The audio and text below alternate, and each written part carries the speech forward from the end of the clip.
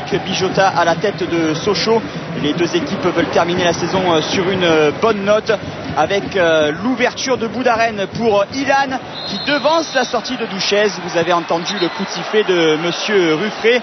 Position de hors-jeu d'Ilan qui était pourtant devant les derniers défenseurs toulousains sur ce ralenti. C'est tout simplement flagrant. Premier avertissement sans frais pour Toulouse qui va réagir par l'intermédiaire de Julien Bonnet qui centre la talonnade de Santos pour la reprise de Batles. Ouverture du score à la 8e minute, le 3e but de Laurent Batles cette saison et il est encore magnifique, superbe extérieur du droit pour tromper Teddy Richer. Ouverture du score méritée pour Toulouse qui domine largement ce début de rencontre et on retrouve encore Laurent Batles côté droit.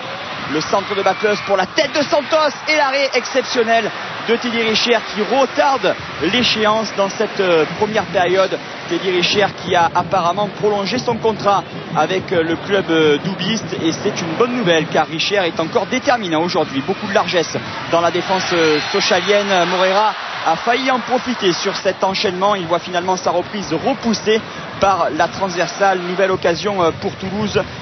Dominique Bijota est en colère, mais ses joueurs vont réagir dans le dernier quart d'heure de cette première période avec notamment cet éclair de génie du jeune Julien Quercia qui a failli surprendre Nicolas Douchez, finalement suppléé par sa barre transversale. Il y avait du Zidane dans ce geste instinctif de Quercia. Souvenez-vous de ce but de Zidane marqué en Coupe d'Europe avec Bordeaux. 1-0 à la pause pour Toulouse. Et Sochaux va revenir sur la pelouse du stadium avec d'autres intentions. 80e minute, percée de Weldon, entré en jeu il y a quelques minutes et Weldon vient battre Nicolas Douchez pour l'égalisation. Deuxième but en Ligue 1 pour ce Brésilien arrivé pendant le mercato d'hiver en provenance de Cruzeiro Belo Horizonte et Sochaux est relancé dans cette fin de match. La réaction toulousaine avec le centre de Batles.